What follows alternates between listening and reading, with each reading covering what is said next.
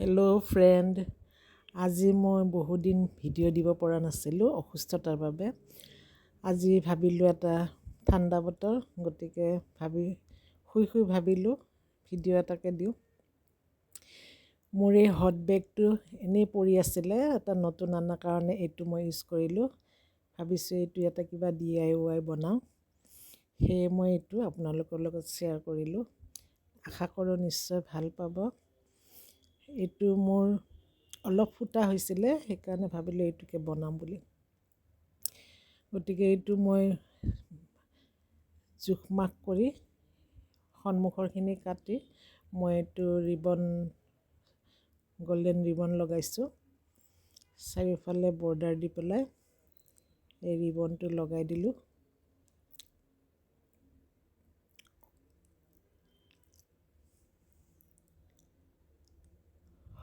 Hot glue use কৰিব লাগে যাতে লেতেৰা নহয় আৰু দেখিব ভাল লাগে।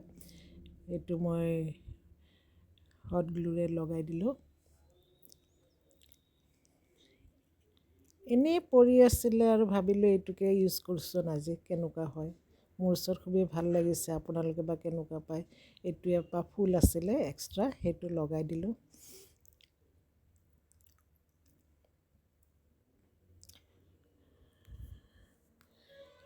ইয়াৰ পিছত মই এক্ৰাইলিক পেইণ্ট কৰিম।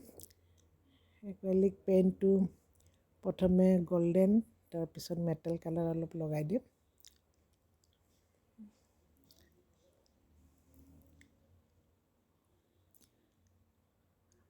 আশা কৰোঁ ভাল পাই যদি ভিডিঅ'টো লাইক কৰিব, শ্বেয়াৰ কৰিব, লগতে ভাল এটা কমেণ্ট কৰিব। কমেণ্টবোৰ কৰিলে একচুৱেলি উৎসাহ এটা পায়। উৎসাহটো পালে ভাল লাগে, আগ্ৰহ হয় কৰিবলৈ। আৰু যিসকলে ছাবস্ক্ৰাইব কৰা নাই, আশা কৰোঁ ছাবস্ক্ৰাইব কৰিব। এয়া মোৰ কমপ্লিট হৈছে অলৰেডি। 3টা ফুটা কৰি মই ৰিং পিন্ধাই দিছোঁ, যাতে কি লগাব পাৰি, চাবি তাবি তেনেকৈ। আৰু এটা পখিলা আছিলে প্লাষ্টিকৰ, সেইটো মই সন্মুখত দি দিলোঁ ডেকোৰেশ্যনৰ বাবে। এয়া অলৰেডি হৈছে।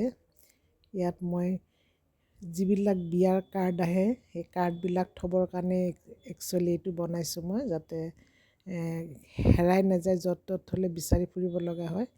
সেয়ে মই এই বিয়াৰ কাৰ্ডবোৰ ইয়াতে থ'বৰ কাৰণে এইটো মই লেটাৰ বক্স টাইপত বনাই দিলোঁ। আশা কৰোঁ ভাল পাব, আৰু আপোনালোকৰ যদি তেনেকৈ পৰি থাকে, তেনেকৈ বনাই চাবচোন ঘৰতে। কোনো বস্তুৱে অলাগতিয়াল নহয়, যদি আপুনি ইচ্ছা কৰে।